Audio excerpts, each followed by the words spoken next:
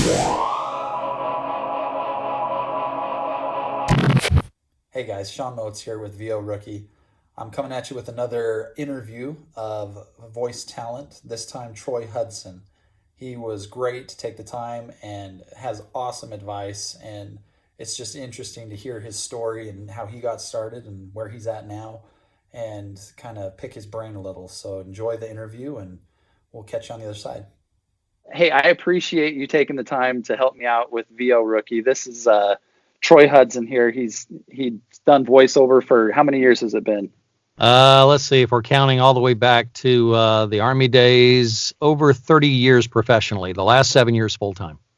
Oh, awesome. That's really cool. So with the intent of this interview, I want to get with voiceover professionals. I want to talk to people like you. Mm-hmm. I want to let any VO rookies out there kind of learn the ropes from the pros. I got 10 or so questions. We might not get to all of them. Okay. But I think I've just kind of put down, as I kind of started doing voiceover, I've been doing voiceover for 10 plus years now too. And I think it's interesting. Some of these questions are interesting for those that are watching, hopefully. So hopefully they can get some insight here from someone like yourself. And I've just kind of followed you on social media and stuff like that, which sounds creepy, but it's okay, Sean, really. Like it's okay, man. We're all friends here. Yeah, exactly. No judgment zone.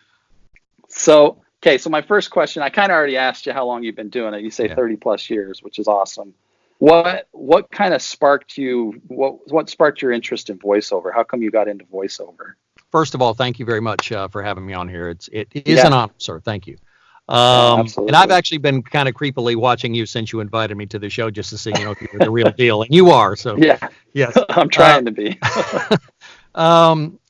What really got me into voiceover? I guess it goes way back to my being an introverted child. And I used to sit at, again, it depends on how far you want to go back. I used to sit in my room with this little makeshift school desk with a little sign that said ABC News on the front of it. And I would read the news or whatever I could get my hands on it. I would practice reading.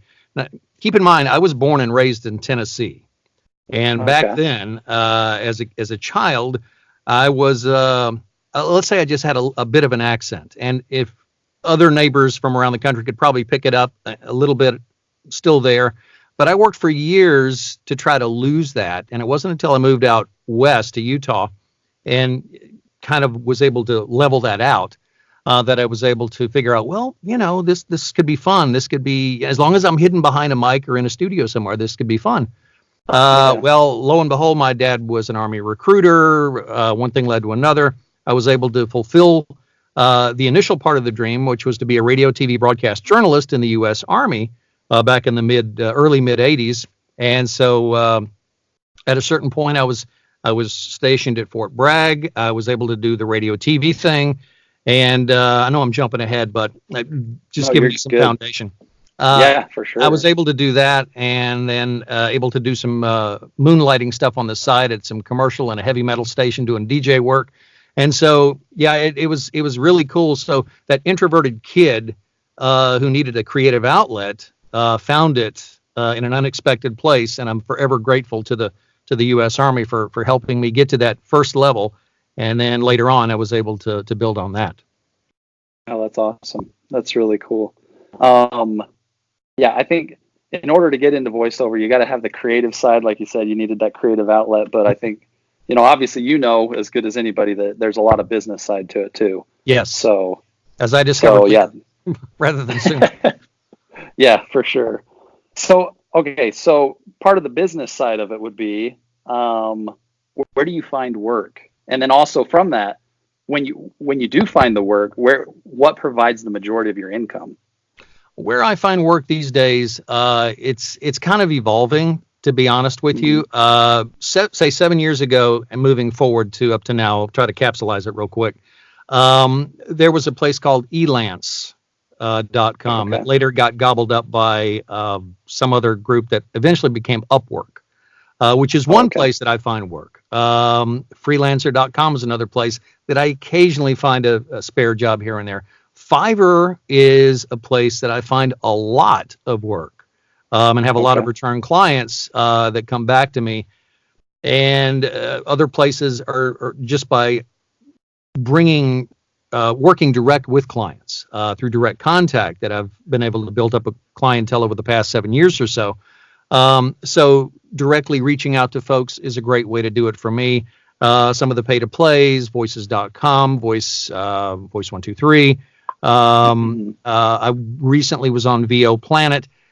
Those, for me personally, I've not gotten a whole lot of results from those because unfortunately it's very much a cattle call sort of atmosphere. And it's like, okay, first in, is that going to give me an advantage? Not necessarily. I have booked a few jobs off there and they've come back and said, hey, let's work with you direct, which is wonderful. But the amount of auditions per hiring ratio for me personally, I get better results on the so-called lower tier pay-to-play sites from people that come back to me repeatedly than I would say one of the ones where you pay $300 to $500 a year for the privilege of being in that giant pool of talent. Not that there can't work can't be found there. Just for me personally, it's not been as lucrative. The ones that probably would give me the most income, I'd look before we started this. I wanted to take a look. Thus far this year, it's looking like about half of the income is coming through Fiverr regular clients and a few new buyers. And to dispel a rumor that swirls around the VO community a lot, the whole thing about Fiverr, I make a whole lot more than $5 a gig. I'll put it that way. It has accounted for about half of my income this year, and I'm on track to go in the neighborhood of about 150, 175. So it's been substantial. I wish it could be more direct, and that's my goal, to always kind of find and nurture and establish relationships. Oh man, take out the middleman, kill that commission, throw it out the door, and just deal direct. And I've got some clients that do that, and it's wonderful. And I wish I had a whole group of them, a whole team of them, and just cut all that stuff out and just deal with people direct. But that's a slow process of, building that up for me. Okay, awesome. So it's kind of a numbers game then. It sounds like you're trying to do quantity, and it sounds like it's working out for you, which is phenomenal. So far, yeah, it is. Lots of new folks coming in. The thing is, it's interesting to be in voiceover now, even compared to 7 years ago. I know that some old timers would say, 20 years ago, we didn't have in-home studios. There were fewer people who had access to it, which meant it was very agency driven or less competition, so to speak. And the competition was more, higher tier or mid tier. And now it's all over the place. And there are some people charging just, pennies or $5 or whatever per gig. Yeah. And not to get into the whole controversy part of it, but there's just a whole lot more talent, and competition is more fierce, and that's kind of driven things down rate wise. And it's just a natural natural part of the business that's just evolving, and you can either adapt to it or you can just that's not the way we used to do it, and that just is not realistic. So you need to adapt and figure out what you need to do to change your business model to deal with clients' expectations, budget changes, etc. And the whole thing about working with clients all over the world now, because I do have a home studio and I can, there's no such thing. It's just different time zones. It's just one big, outlet to work with. And that is, budgets range from all over the place, depending on where they're at. If a client wants to hire me in China or Pakistan or Israel or wherever it may be, or the U.S. or Canada, the budget and the expectations and the value they put on that stuff of what they want can be all over the place. It's like I would charge $300 for an explainer video for a minute and a half, for a U.S. client. And then, over here in the Middle East or in Europe, they may have a totally different structure and an expectation where it's like, well, we only pay $125. I was like, well, okay, am I too good to do that? Or is that an opportunity for me to work with a client or work on a project that, I could find an inroad there and develop a relationship long-term and be willing to say, okay, well, I understand that this is their budget and this is what the value they place on it. It's not any less about me. It's just a matter of, again, adapting that business model to the environment we're in today. So that was long. And no, that's great information. I think also just, sometimes getting your foot in the door is important.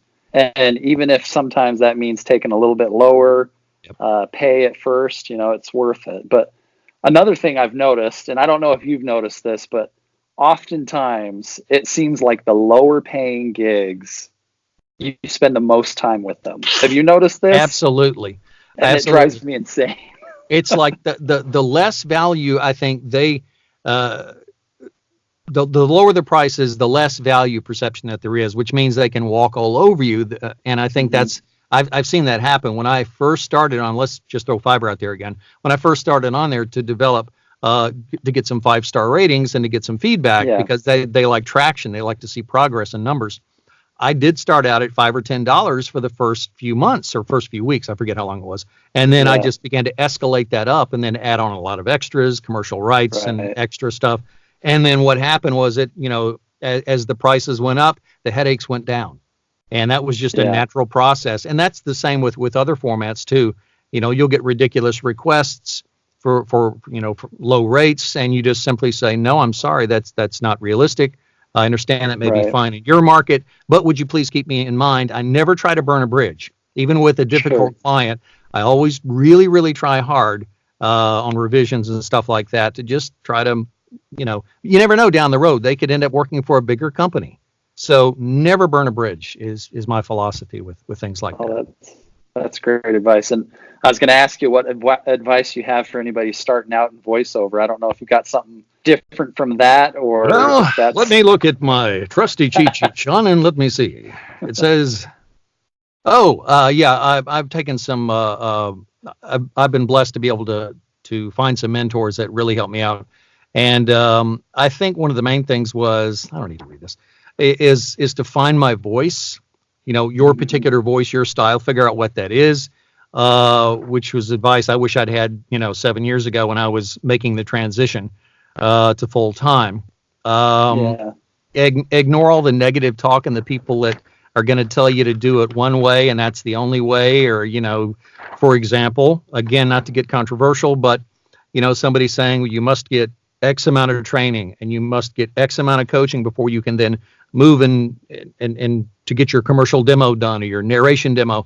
And there's a step-by-step process because this is the way it's done in LA or New York or Chicago or wherever that market may be. That's fine, but things have changed so much that there are ways to learn and get paid as you go and build that experience up. Invest in your equipment, invest in yourself educationally. Listen to people that are not judging and are telling you, you need to find what makes you. Basically, it's just being that individual person, ignoring the negative naysayers. And the best advice I got from the guy that did my first commercial demo was, as I was reading, we were on a Skype session and he was directing me from LA. I'm in South Carolina. And he was saying, he said, Troy, he said, get out of your comfort zone, which was great advice because I thought I was just relaxed and doing my thing. And then when he said that, it just like this light bulb went off for me. And it was just like, ever since then, on auditions or anything I send out, I will give them what they say they want, for example. And then I will give them something just so totally me and so out there and so different.